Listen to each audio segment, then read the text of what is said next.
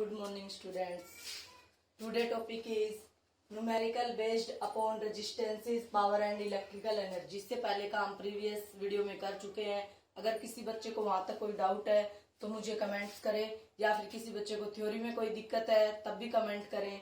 मैं आपका वो प्रॉब्लम का सोल्यूशन जरूर करूंगी भाई, जहां तक हो सकेगा. ठीक है. उसके अलावा आज जो इसमें लास्ट न्यूमेरिकल बचे हुए हैं एनर्जी के और पावर के और रेजिस्टेंसेस के, वो आज हम कंप्लीट कर लेंगे. कल हम हमारा magnetic effect of current second unit start कर देंगे. फर्स्ट क्विक रिवीजन चलेगा उसका, उसके बाद इसके भी बेस्ड न्यूमेरिकल आएंगे, कंसेप्चुअल क्वेश्चन किस किस तरीके से सीबीएसई बोर्ड में पूछे जाएंगे हम फिर वो करेंगे. हमारे 2 या 3 पार्ट उसके आएंगे और बस फिर ये हमारा फिनिश हो जाएगा 10th का. हाँ भी, तो सबसे पहले कल हमने रेजिस्टेंसेस के जो किए थे उससे आगे ही प्रोसीड करते हैं भाई. कल हमने हमारा कॉम्बिनेशन, सबसे पहले क्या है भाई, इसमें क्या पूछा है देखो, फाइंड इक्विवेलेंट रेजिस्टेंस. तो रेजिस्टेंस बताना है. सबसे फर्स्टली हमें ये कंफर्म होगी कौन सा आपका रेजिस्टेंस पैरेलल में है, कौन सा आपका सीरीज में है. तो डायग्राम से देखने में कई बार तो हमें डायरेक्टली दिख जाते हैं कि पैरेलल है या सीरीज कॉम्बिनेशन है. अगर नहीं पता लगता है तो वही हमारा एसआई वाला फॉर्मूला लगाएंगे भाई. In series current is same, और पैरेलल में क्या होगा भाई, करंट इज डिवाइड. तो जहां करंट आपका डिवाइड हो रहा होगा वो आपके रेजिस्टेंसेस क्या होंगे, पैरेलल में. अगर करंट सेम आ रहा है ऐसे सेम आई से करंट भाई, तो मीन्स क्या है वो आपके रेजिस्टेंसेस सीरीज कॉम्बिनेशन में. सीरीज में कैसे ऐड होते हैं भाई, simply one after the other आप ऐड कर देते हो. R S is equals to R1 plus R2 plus R3, और पैरेलल में 1 अपॉन करके ऐड करते हो. ये हम पहले पढ़ चुके हैं. तो यहाँ से हम, यहाँ आपकी बैटरी लगी पड़ी है पॉजिटिव नेगेटिव, तो करंट कहां से कहां जाएगा भाई, पॉजिटिव से जाएगा. यहाँ आके इस पॉइंट पे देखो करंट क्या हो रहा है, डिवाइड. तो मीन्स ये वाला 2 ओम और ये वाला 2 ओम किसमें, आपके पैरेलल में. यहाँ आके फिर क्या हो रहा है भाई, करंट आपका इधर जा रहा है, कुछ यहाँ जा रहा है. मीन्स करंट डिवाइड मीन्स किसमें है, ये दोनों आपके पैरेलल में. फिर यहाँ फाइनल करंट आई आ गया आपका. तो मीन्स जहां जहां करंट आपका डिवाइड हुआ है, 3 ओम और 3 ओम में करंट क्या है बोलो, आपका सेम है. तो मीन्स ये दोनों किसमें है, आपके सीरीज में है. तो फर्स्टली हमें वैसे भी डायरेक्टली दिख रहा था, इनका इनिशियल और फाइनल पॉइंट क्या था, कॉमन था. मीन्स ये दोनों किसमें थे, आपके पैरेलल में. इनका भी इनिशियल और फाइनल पॉइंट क्या था, कॉमन था. तो ये दोनों भी आपके किसमें है, पैरेलल में. तो ये वाला 2 और ये वाला 2, तो लिख देंगे भाई 2 ohm and 2 ohm are in series. ये दोनों किसमें, आपके सीरीज में. तो सीरीज में कैसे ऐड करेंगे भाई, सॉरी पैरेलल में किसमें है भाई, 2 ohm and 2 ohm are in parallel में है भाई. ठीक है, क्योंकि करंट क्या हो रहा है, डिवाइड हो रहा है. तो 2 ओम और 2 को पैरेलल में करेंगे तो 1/RP 1 बोल दिया भाई. 1/2 प्लस 1/2 एलसीएम लो 2 कितना हो गया भाई, 1 प्लस 1 2, 2/2 कितना आ गया भाई, 1. तो इन दोनों को सोल्व किया तो इन दोनों की जगह में क्या लिख सकती हूँ भाई, आपका सिंपली 1 ओम. सिमिलरली 1 और 1 बोथ आर इन पैरेलल. तो यहाँ इन दोनों को अगर मैं पैरेलल में लेके आऊंगी तो 1/RP2. सेकंड बार पैरेलल में कर लिया इसलिए 2 लगा दिया, इधर फर्स्ट बार पैरेलल किया इसलिए 1 लगा दिया. तो 1 एंड 1 किसमें, आपके पैरेलल में. तो पैरेलल में फिर आप लोग ऐड करो भाई. कैसे करोगे, 1/1 प्लस 1/1 कितना हो गया भाई, 2/1. पलट दो तो RP2 कितना आ गया भाई, आपका 1/2 ओम. तो यानी कि ये वाला हमने जब सोल्व किया तो हमारा कितना आ गया भाई, 1/2 ओम. तो इससे नेक्स्ट जो आप सर्किट डायग्राम बनाओगे देखो क्या बनेगा. हाँ भाई, तो इन सबको मिटा के हम, अब हमारे पास ये 3 ओम और इसकी जगह क्या बना देंगे, 1 ओम, और उसकी जगह भी क्या बना देंगे, 1/2 ओम. हाँ भाई, मैं इसको मिटा रही हूं और फिर नेक्स्ट डायग्राम देखो क्या बनेगा. यहाँ आपका 3 ओम था, यहाँ भी आपका 3 ओम था, यहाँ जहाँ 2 ओम और 2 ओम थे, अभी कितना आ गया है, एक नया रेजिस्टेंस आ गया. वो क्या है, दोनों का कंबाइन करके 1 ओम, ये आपका 3 ओम, ये आपका 3 ओम. अब यहाँ जो पड़े थे 1 और 1 ओम, इसको सोल्व करके कितना आ गया भाई, 1/2 ओम. यहाँ आपकी बैटरी थी पॉजिटिव नेगेटिव. यहाँ क्या थी आपकी, की थी भाई. तो यहाँ क्या आ गया आपका 1/2 ओम. अब ये देखो यहाँ से चले पॉजिटिव टू नेगेटिव, सब में क्या है करंट आपका सेम जा रहा है, तो मीन्स करंट सेम। तो किसमें होगा भाई, करंट सेम किसमें होता है, सीरीज में, ऐसे सेम ऐसे सीरीज, और क्या भाई करंट सेम। तो ये सारे 3 1 एंड 1/2 आर इन, तो क्या लिख देंगे 3 एंड 3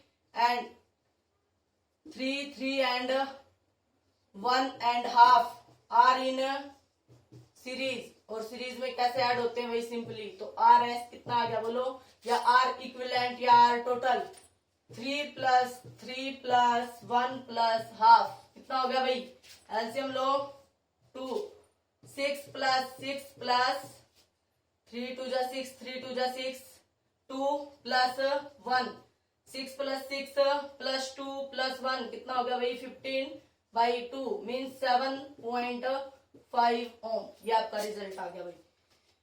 हाँ, सबसे पहले यहाँ जो सर्किट थे उनमें करंट डिवाइड हो रहा था, उन दोनों को सोल्व किया हमने, 2 और 2 को 1/2 पैरेलल में, तो कितना आ गया भाई 1 ओम। फिर यहाँ 1 और 1 था, वो भी पैरेलल में थे, सोल्व किया, कितना आ गया हाफ। अब ये दिख रहे हैं कि एक के बाद एक ही कनेक्ट है, मीन्स आपके किसमें है, सीरीज में है, और करंट भी इनमें सेम है, करंट सेम है, इसलिए भी आपके किसमें है, सीरीज में है, और एक के बाद एक कनेक्ट है, इसलिए भी क्या आपका सीरीज में है। तो सीरीज में कैसे ऐड होते हैं भाई, सब आपस में R1 + R2 + R3 + R4।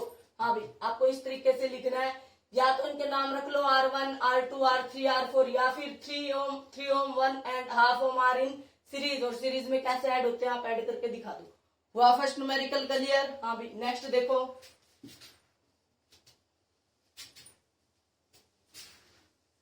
इसमें आपका एक स्टेप और पूछ सकता था, V की वैल्यू दे देता, मान लीजिए यहाँ 20 वोल्ट देता, अभी हमारा रेजिस्टेंस कितना आया था 7.5 ओम, तो टोटल करंट पूछ लेता भाई कितना होता, Ohm's law, according to Ohm's law V = IR। तो I की वैल्यू क्या आ जाएगी बोलो, V/R। V की वैल्यू कितनी है भाई 20/7.5, देख लेना भाई, सोल्व करके जो भी आएगी क्या लगा दोगे, एम्पियर। तो नेक्स्ट स्टेप में ये भी पूछ सकता था, इसका मतलब जब आपका सर्किट डायग्राम होगा टोटल रेजिस्टेंस तो निकालना ही पड़ेगा आगे। अगर टोटल रेजिस्टेंस पूछा है तो वहीं तक करो, या फिर आपको करंट दे देगा, V पूछ लेगा या V दे देगा, करंट पूछ लेगा, V I और R तीनों में रिलेशन कौन स्टेबलाइज कर रहा है आपका, ओम्स लॉ। तो ओम्स लॉ लगाओ, आपका आंसर आ जाएगा भाई। ठीक है, तो आपका 2 स्टेप में भी पूछ सकता है ये वाला न्यूमेरिकल, और 1 स्टेप में भी। नेक्स्ट देखो ये वाला सर्किट, तो ए और बी के बीच में क्या बताना है आपको, तो जहां से बताना होता है वहां क्या लगा देंगे, एक बैटरी। ठीक है भाई, ये वाला पॉजिटिव ये वाला नेगेटिव, तो करंट कहां से जाएगा भाई, पॉजिटिव टू नेगेटिव। तो यहाँ आके देखो करंट इसमें और इसमें डिवाइड हो रहा है, यहाँ भी जा रहा है कुछ करंट, यहाँ जा रहा है, तो ये मीन्स ये दोनों किसमें है, पैरेलल में। फिर यहाँ जो करंट आएगा इधर से, और ये जो करंट आ रहा है इधर से, दोनों मिलके फिर इसमें जाएंगे, और कुछ करंट इधर जाएगा, तो इधर भी करंट क्या हो रहा है, डिवाइड हो रहा है। फिर ये वाला करंट और ये वाला करंट जो इधर से आ रहा है आपका, कुछ करंट यहाँ से आ रहा है, कुछ करंट यहाँ से आ रहा है, इस टर्मिनल पे जो करंट पहुंचा फिर वो डिवाइड हो गया, कुछ करंट इसमें चला गया आपका, कुछ करंट इसमें चला गया, मीन्स फिर करंट डिवाइड हो रहा है, किसमें है, पैरेलल में, यहाँ आके। ठीक है, सिमिलरली जो करंट यहाँ से आ रहा था और जो यहाँ से आया है क्या हो जाएगा भाई, टोटल इस सर्किट में चला जाएगा, टोटल यहाँ क्या आ जाएगा आपका I, क्योंकि B पॉइंट तक पहुंचना था ना, A से चले थे, तो सबसे पहले यहाँ करंट जाएगा, फिर यहाँ जो करंट यहाँ से आ रहा है फिर यहाँ जाएगा, फिर यहाँ से आपका क्या हो जाएगा I, टोटल मिलके, कुछ यहाँ से आया कुछ नीचे से आया, टोटल मिलके I। तो सिंपली कहने का मतलब ये है भाई, इधर भी करंट डिवाइड हो रहा है, इधर भी डिवाइड, इधर भी, और वैसे भी जनरली भी दिख रहे हैं, इनिशियल और फाइनल पॉइंट कॉमन है, तो ये दोनों किसमें है, पैरेलल में, ये दोनों भी किसमें है, पैरेलल में, ये दोनों भी किसमें है, पैरेलल में, और ये दोनों भी किसमें है, पैरेलल में। अब हमने इनको नाम दे रखे हैं क्या भाई, R1 R2 R3 R4 R5 R6 R7 R8। तो हम लिख सकते हैं कि R1 and in this circuit diagram, in this circuit diagram R1 and R2 are in parallel, किसमें है भाई, पैरेलल में, दिख रहा है सारे पैरेलल में ही है। तो R1 और R2 पैरेलल में है आपका, तो भाई पैरेलल में क्या करोगे, 1 करके, तो 1/R 1 2 क्यों लिखा मैंने, फर्स्ट और सेकंड किसमें है, पैरेलल में, तो 1/2 + 1/2, एलसीएम कितना आ गया 2, 1 + 1 2। ठीक है भाई, 2/2 कितना आ गया 1 ओम। तो बाई चांस आ रहे कितने दे रखे हैं 2 ओम दे रखे हैं। जरूरी नहीं है हमेशा 2 मिले, इधर 3 4 5 6 7 8 कुछ भी हो सकता था। अब सिंप्लिसिटी के लिए सारे ही किसके दे रखे हैं 2 ओम के, यानी कि हमने एक ये जो दे रखा है आपका स्क्वायर सा, इसको सोल्व कर लिया तो सिमिलरली इसकी भी वही वैल्यू आएगी, इसकी भी वही और इसकी भी वही। चाहे तो लिख सकते हैं भाई 1 ओम आ गया तो R12, इसको पलटोगे तो फिर भी कितना आएगा, 1 का रिवर्स 1 ही होता है 1 ओम। सिमिलरली क्यों लिख रहे हैं भाई, क्योंकि R3 and R4 are in parallel, ये भी पैरेलल में है तो सिमिलरली आपका R3 4 भी कितना आ जाएगा 1 ओम, क्योंकि ये भी 2 वाला हम पहले ही कैलकुलेट कर चुके हैं। तो अगेन आपका फिर क्या है भाई R5 एंड R6 ये दोनों भी पैरेलल में है, फिर इनका रिजल्ट क्या आएगा R5 6 से लिख दिया हमने, कितना आ गया भाई 1 ओम। सिमिलरली फिर R7 एंड R8 से क्या आएगा भाई R7 8, इससे भी क्या आ जाएगा 1 ओम, क्योंकि हमने इसको सोल्व कर लिया 2 और 2 को सोल्व किया, पैरेलल में 1 आ गया। सिमिलरली इसका भी 1 आएगा, इसका भी 1 और इसका भी 1, क्योंकि हमें अब एग्जाम में एग्जामिनर को भी समझाना है भाई कौन से का 1 आ रहा है, तो इसलिए हमने इनका नाम लिख दिया। अगर आपका नाम नहीं दे रखा तो आप first resistance, second, third, fourth, fifth, 6, 7, 8 ऐसे मानोगे। एक को सोल्व किया, सिमिलरली आपने लिख दिया। अब जब आप इसको सोल्व करोगे तो इन दोनों की जगह आपका एक 1 ओम का रेजिस्टेंस बना दू और इन दोनों की जगह भी क्या बना दू, एक 1 ओम का रेजिस्टेंस, और इन दोनों की जगह भी एक 1 ओम का रेजिस्टेंस। तो देखो अगर मैं सोल्व करके इन दोनों की जगह एक बनाती हूँ और एक इधर बनाती हूँ, एक इधर और एक इधर, तो आपका क्या बन जाएगा अभी न्यू सर्किट डायग्राम, क्योंकि आपने पहले वाले को सोल्व कर लिया। इधर क्या रहा है, एक रेजिस्टेंस और इधर एक, और एक आपका इधर और एक इधर। सबकी वैल्यू क्या है भाई 1 ओम, ये भी 1 ओम, ये भी 1 ओम और ये वाला भी कितना 1 ओम। अब देखो यहाँ से आपका कुछ करंट इधर जा रहा है, कुछ इधर, तो इसमें और इसमें तो क्या जाएगा भाई सेम जाएगा, और इसमें सेम जा रहा है करंट। मान लीजिए इधर आई आ रहा था, इधर I1 चला गया, इधर कितना I2, तो ये I1 इसमें भी और इसमें भी, और ये I2 इसमें भी और इसमें भी, क्योंकि एक के बाद एक कनेक्ट है। करंट सेम मीन्स ये दोनों किसमें है, सीरीज में। इनमें भी करंट सेम मीन्स किसमें है, सीरीज में। इधर से I2 आ रहा है, इधर से I1, नेट कितना हो गया I1 प्लस I2, यही तो क्या है आपका I, क्योंकि इधर से I एंटर हुआ था तो लास्ट में भी आपका क्या जाएगा भाई I ही जाएगा। जितना करंट एंटर होता है उतना ही आपका आउट होता है भाई, ये ऑलवेज ध्यान रखना है, ठीक है। क्योंकि इसमें करंट पूछ नहीं रहा है, इसमें टोटल रेजिस्टेंस पूछ रहा है, इसलिए आप रेजिस्टेंस पे वर्क कर रहे हैं। कई बार आपका पेपर में अगर करंट पूछेगा, टोटल करंट दे देगा, ये कहेगा कि इस 1 ओम से कितना करंट जा रहा है, वो जो आपने माना I1, तो इसकी वैल्यू आप लोग निकाल सकते हो, ठीक है भाई। तो ये 1 और ये 1 किसमें है भाई, एक के बाद एक सीरीज में। तो यहां तक आपको हो गया क्लियर। हाँ भाई मैं इसको रब कर रही हूं। नेक्स्ट देखो, लिख देंगे कि 1 ओम एंड 1 ओम। कौन सा 1 भाई, अगर मैं इसको 8 तक मान लिया था, इसको 9 मान लू, इसको क्या मान लू भाई 10, तो क्या लिखूंगी R9 and R10 are in series because of, लिख भी सकते हैं करंट क्या है सेम। तो सीरीज में क्या होगा भाई RS1 लिख दिया, RS9 10 लिख दो या RS1 लिख दो, तो क्या है भाई 1 + 1 कितना हो गया 2 ओम। सिमिलरली, क्योंकि सिमिलरली तभी लिख सकते हैं जब सबकी वैल्यू सेम हो। 1 और 1 ये भी तो सेम ही है, इनको भी ऐड करेंगे तो RS2 कितना आ जाएगा 1 + 1 2 ओम।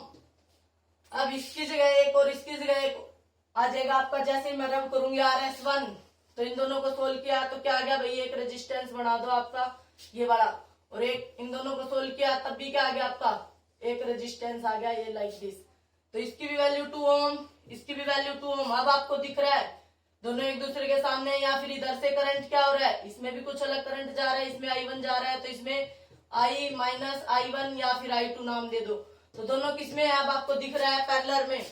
तो ये RS1 नाम दिया था, इसको हमने RS2 नाम दिया था, तो फिर क्या लिखेंगे भाई RS1 and RS2 are in parallel. तो पैरेलल में क्या आ जाएगा 1/RP या R टोटल। अब तो फाइनली आ रहा है ना 1/2 + 1/2 कितना आ गया भाई 2/2 कितना हो गया 1/1। तो RT टोटल रेजिस्टेंस कितना आ गया भाई 1 ओम। सोल्व करके। लिखने में इतना कैलकुलेटिव लग रहा है, लेकिन हमें डायग्राम देखते ही रिजल्ट समझ में आ गया था कि पहले ये दोनों पैरेलल में थे, इधर वाले दोनों पैरेलल में, इधर वाले दोनों पैरेलल में, सारे ही 2 2 2 था, तो सब पे क्या आ गया 1 1 1। फिर इधर जो डब्बे दो सोल्व हुए इनको 1 और 1 2, इनका भी 1 और 1 2, ये 2 और ये 2, फिर पैरेलल में 2 और 2 पैरेलल में 1। डायरेक्ट सी बात है, जब एक जैसे होते हैं जैसे 2 और 2 पैरेलल, रिजल्टेंट 2 आएगा, ऑफ हो जाता है डायरेक्ट।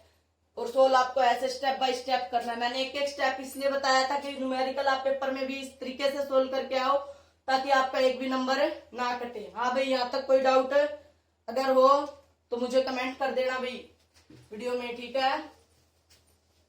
जिस भी बच्चे को डाउट हो। फर्स्ट न्यूमेरिकल हुआ क्लियर आपका, इस तरीके से ही आएंगे भी रेजिस्टेंस के ऊपर बेस्ड। नेक्स्ट है हमारा क्वेश्चन, देखो, calculate amount of heat generated when 18,000 coulomb of charge, underline कर लो क्या गिवन है, आर ट्रांसफर्ड 1 आवर, टाइम कितना है 1 hour, through potential difference 50 volt. तो सबसे पहले जो गिवन होता है वो लिखना है। मैं हर रोज यही बात बता रही हूँ, न्यूमेरिकल सोल्व करने के लिए सबसे पहले जो गिवन है वो लिखो। फिर ये देखो कि कौन क्या पूछा है, फिर देखो कि जो पूछा है कि आपको उसका फॉर्मूला आ रहा है। अगर फॉर्मूला आ रहा है तो फॉर्मूला सबसे पहले लिख के आओ, डायरेक्ट कैलकुलेशन मत करो। फिर कह रही हूं मैं, गिवन कूलम यूनिट से पहचान करो क्या गिवन है, Q is equals to charge given है भाई 18,000 कूलम, और क्या गिवन है भाई टाइम कितना है 1 आवर। आवर के चाहे तो आप मिनट बना लो, 60 मिनट, सेकंड बनाएंगे तो 60 से और multiply 3600 second. Next potential difference यानी V की वैल्यू कितनी है 50 वोल्ट, और पूछा क्या है अमाउंट ऑफ हीट जनरेटेड, क्या पूछी है भाई H, हीट का और एनर्जी का और वर्क डन का हो। हीट याद करो Joule's law of heating, in fact 3 factor पे था, current, resistance and time, means H is equals to I square RT ये है। अब देखो हमें तो हीट का सिर्फ ये फॉर्मूला पता है, जनरल फॉर्मूला पता है, उसमें देखो जो आपने जो फॉर्मूला लगा क्या सारी चीजें गिवन है। हाँ भाई, R गिवन है, नहीं गिवन है, टाइम गिवन है, I गिवन है, I भी गिवन नहीं है। इसका मतलब क्या है, I और R को हटाना है, V और चार्ज लेके आना है। तो अकॉर्डिंग टू ओम्स लॉ अगर चार्ज और टाइम गिवन है तो करंट निकाल सकते हैं भाई। बोलो करंट क्या था, चार्ज अपॉन टाइम, और एक हमें पता Ohm's law V is equals to I R, charge और टाइम से क्या निकालो करंट।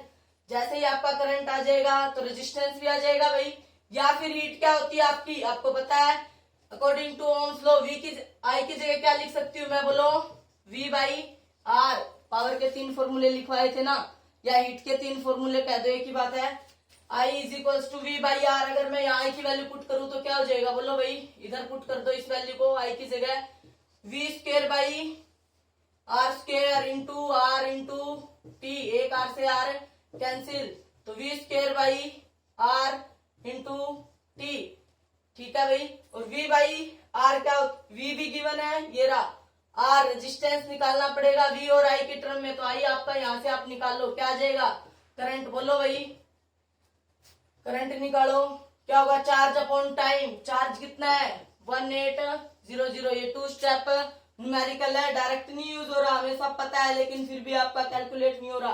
तो आप या तो I और R को चेंज करो, या फिर आपको पता है सॉरी हीट क्या थी भाई I स्क्वायर RT, या फिर VIT, या फिर क्या थी V square by RT according to Ohm's law. ये तीनों एनर्जी पावर के ही तो फॉर्मूले थे, पावर इंटू टाइम ही तो होती है हीट।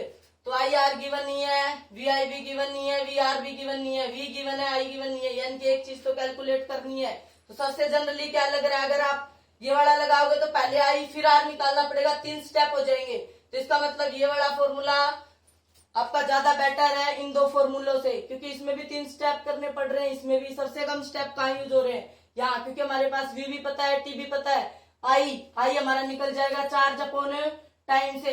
हाँ भी, तो सबसे आप जो भी इजिएस्ट फॉर्म आपको लगे वो देखनी है। H इज इक्वल्स टू बोलो VIT, चाहे तो I की जगह पहले कैलकुलेट करके I फिर यहाँ पुट कर लो, या इधर ही I की वैल्यू पुट कर दो, क्या होगी बोलो चार्ज अपॉन टाइम और इधर भी टाइम, ये कैंसिल, ये देखो और सोल्व होके बहुत ही आसान आ गया। H is equals to V into Q, time की भी जरूरत ही नहीं पड़ी, अगर टाइम नहीं देता फिर भी हमें वी और क्यू से हम निकाल सकते थे। या फिर हमारा हीट बता रखा मैंने, वर्क डन या एनर्जी के इक्वल होता है, और आपका वी किसके इक्वल था, W बाई क्यू, तो W की जगह क्या आ गया बोलो, we Q general electric potential से ही निकल रहा था। लेकिन देखो हमने स्टार्टिंग में हीट पूछ लिया ना, तो हम हीट की तरफ घूमते रहे, फिर हमारे पास तो आई स्क्वायर आर टी था, फिर दूसरा फॉर्मूला सोचा, फिर तीसरा सोचा, फिर ऐसे इतना सोचने का टाइम नहीं होता बेटा।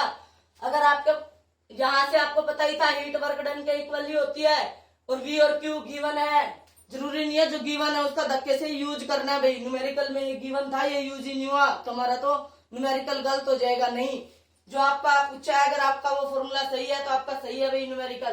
तो यहाँ से हम डायरेक्ट क्या आ गया हमारा हीट V इंटू क्यू, तो V की वैल्यू कितनी है 50, क्यू की कितनी है 18000, तो कितना आ गया भाई 90, 18 5 19 और 1 2 3 4, तो 9 इंटू 10⁵ हीट एनर्जी क्या होती है जूल, या किलोवाट में बनाना चाहते हो उसमें बना सकते हो, आवर्स में, फिर टाइम में कन्वर्ट करना पड़ेगा। ठीक है, या तो आप इतना जूल लिखो या फिर ये जो पावर है 50 इसलिए 10⁵ जूल लिख दो।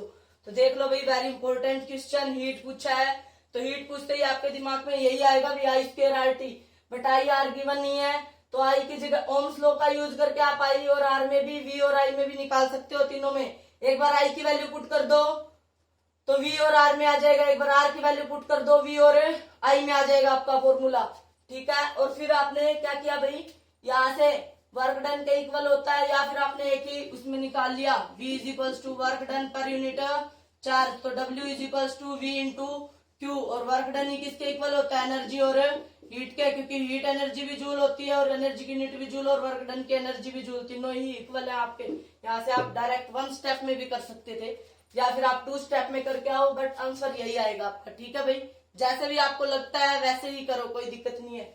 ठीक है, वो सेकंड न्यूमेरिकल क्लियर है। अभी नेक्स्ट देखो,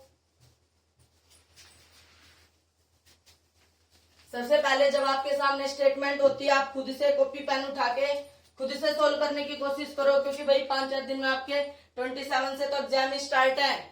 तो अगर आपको नहीं आ रहा है फिर वीडियो पॉज करके फिर आप देखो कि मैम ने कैसे सोल्व करवाया है। ठीक है, तो सबसे पहले खुद से ट्राई करो, नहीं हो रहा है फिर देखो, फिर भी नहीं आया समझ में दोबारा फिर देखो, जब तक आप अपने हाथ से नहीं निकाल लोगे न्यूमेरिकल आपके से वहां पेपर में लगेंगे नहीं भाई। तो इसलिए कह रही हूँ बार बार प्रैक्टिस करो। ठीक है, practice makes a man perfect, ये वाली कहावत तो सही है भाई। नेक्स्ट है,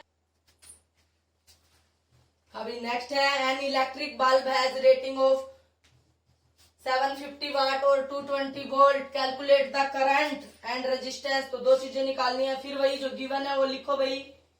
गिवन क्या है आपका, यूनिट से पहचान करो, पावर, वाट किसकी यूनिट थी पावर की, और वोल्टेज या इलेक्ट्रिक पोटेंशियल या पोटेंशियल डिफरेंस क्या है भाई 220 वोल्ट, और वैसे भी घरों में जो आती है आपकी वो 220 वोल्ट ही होती है। अगर होम एप्लायंसेस दिया हो और वोल्टेज ना गिवन हो तो आप यही यूज करोगे भाई। और फ्रीक्वेंसी कितनी होती है इसकी 50 हर्ट्ज। ठीक है, यही आती है इंडिया में आपकी। पी और वी गिवन है, पूछा क्या भाई, आई क्या होगा और आर क्या होगा, बताओ भाई। पावर के 3 फॉर्मूले थे, P is equals to I square R, P is equals to V I, और P is equals to V square by R. ये देख लो, P और V गिवन है, ये रहा, I निकल जाएगा, I निकल गया तो according to Ohm's law V is equals to I R. जब आपको V पता है I पता है तो R निकाल लोगे, R क्या आएगा बोलो, V बाई आई। हाँ भाई, लगाओ सूत्र, पाओ उत्तर। यहाँ देखो P का कौन सा फॉर्मूला यूज करोगे, गिवन के हिसाब से देखना हमेशा।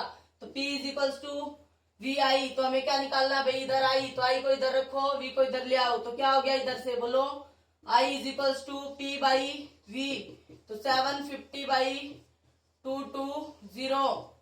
कैलकुलेट कर लेना भाई, करंट की यूनिट क्या लगाओगे, एम्पियर, हो गया, यहाँ डिवाइड कर लेना।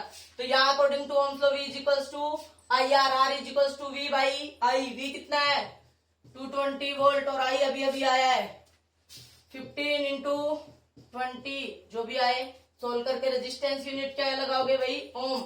अब आप लोगों को अगर सोल्व करने का टाइम नहीं बचता है पेपर में तो आप इसकी मल्टीप्लाई और इतना लिख के आ जाओ, आपको तब भी फुल मार्क्स मिलेंगे, ठीक है। कहीं आप पॉइंटों में निकाल के आओ और आंसर गलत लिख के आओ, उससे अच्छा है आपसे जहां तक सोल्व हो रहा है न्यूमेरिकल वहां तक करो और फिर आप यूनिट जरूर लगा के आओ, ठीक है भाई। नेक्स्ट देखो and last,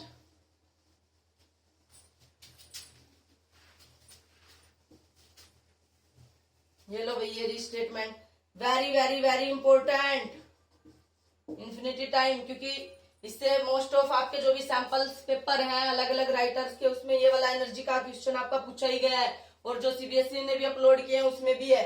an electric fan rated 400 watt for 8 hours, what is the cost of the energy operated for 30 days, rate क्या दे दी भाई, 3 रुपीज पर किलोवाट आवर। हाँ भाई सबसे पहले जो गिवन है वो लिखो, फिर कह रही हूँ जो गिवन है वो लिखो। पावर को पी से लिखते हैं, क्या गिवन है भाई, किसकी है, इलेक्ट्रिक फैन की, फैन के बारे में गिवन है भाई सब कुछ। P is equals to 400 watt, time कितना है बोलो, 8 आवर पर डे, एक दिन में बोल रहा है भाई, ठीक है।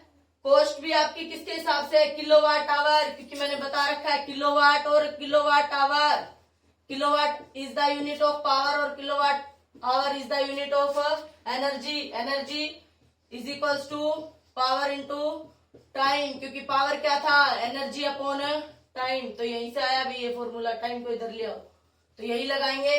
बट किस में लेके आना है, किलोवाट आवर में, अगर वाट है तो किलोवाट में कैसे बनाओगे, डिवाइड बाई 1000, तो ये वाट नहीं रहा, अब क्या रह गया, बन गया आपका किलोवाट। टाइम किस में चाहिए, आवर में, क्योंकि जो कॉस्ट दे रखी है वो रुपीज में किलोवाट आवर की दे रखी है, जो हमारे घरों में बिल होता है, बिल आता है वो आपका 1 किलोवाट आवर, इसी को आप लोग एक यूनिट भी बोलते हो भाई, क्या पता पेपर में एक यूनिट दे रखी हो तो कंफ्यूज नहीं होना, 1 यूनिट का मतलब ही क्या होता है आपका 1 किलोवाट आवर, तो यानी कि मतलब आपका अगर किलोवाट में गिवन है तो वही रखो, अदरवाइज वाट में गिवन है तो उसका किलो बनाओगे तो डिवाइड बाई 1000, टाइम कितना है 8 आवर, तो एनर्जी क्या आ जाएगी, एक फैन के लिए एनर्जी कंज्यूम्ड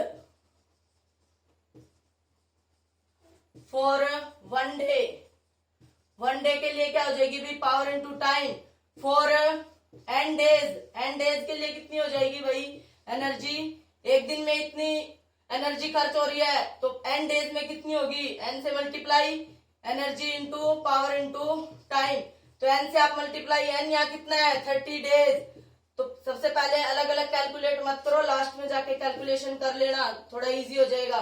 30 डेज है, पावर कितनी है 400 वाट, वाट के क्या बना लिए किलोवाट, टाइम कितना है 8 आवर, 20 से 20, 10 से 10, कितना हो गया भाई 3 4 जा 12, 12 8 जा 96 किलो वाट आवर। अब 1 किलोवाट आवर की कॉस्ट क्या दे रखी है, cost of 1 kilowatt hour is कितनी है भाई 3 रुपीज, 1 किलोवाट की खर्चा या यूनिट की कॉस्ट कितनी है 3 रुपीज, तो 96 की क्या हो जाएगी बोलो भाई, कोई एक चीज 3 रुपए में आ रही है तो 10 चीजें कितने में आएंगी, मल्टीप्लाई करोगे ना, बस वैसे ही है सिंपली जैसे मैथ में करते हो, 3 इंटू 96 देख लेना, 8 6 3 जा 8 और क्या आएगा भाई 3 9 जा 27 20, हाँ इतनी रुपीज आ गई भाई, देख लेना जो भी आएगा, अगर गुणा में गलती हो तो ठीक कर लेना, अदरवाइज तो गलत है नहीं आपका, ठीक है। तो ये वाला क्वेश्चन वेरी इंपॉर्टेंट है भाई, एनर्जी पूछेगा वो भी किलोवाट आवर में, आपको कॉस्ट गिवन होगी, या वो तो 1 डे कुछ नहीं कहा तो आप लोग यहाँ यहीं से पावर इंटू टाइम जितने दिन के लिए पूछे, क्या पता यहाँ 30 डेज दे दिया, पेपर में कहे कि अप्रैल मंथ की, मई मंथ की, फरवरी मंथ की, तो फेब कहेगा तो आपको अगर सन भी साथ में गिवन है तो आपको 29 देख लेना, लीप ईयर है या फिर आपका जनरल ईयर है तो 28, अप्रैल बोले तो 30, जुलाई बोले तो डेज आपको 31 लेने हैं भाई, कई बच्चे जल्दी जल्दी में बस 30 ही ले आएंगे, क्या पता वो मंथ आपका दिसंबर दे रखा हो, ठीक है भाई। ये आपकी यूनिट हर तरीके से मेरे हिसाब से कंप्लीट होगी है, इसका मैंने क्विक रिवीजन लिया एंड आपका पूरा का पूरा सॉल्यूशन करवा दिया भाई। यहाँ तक अगर किसी को कोई डाउट है, मैं फिर कह रही हूँ, मुझे कमेंट करो, मैं आपके डाउट्स का जरूर सॉल्यूशन करूंगी भाई। Thank you for watching this video.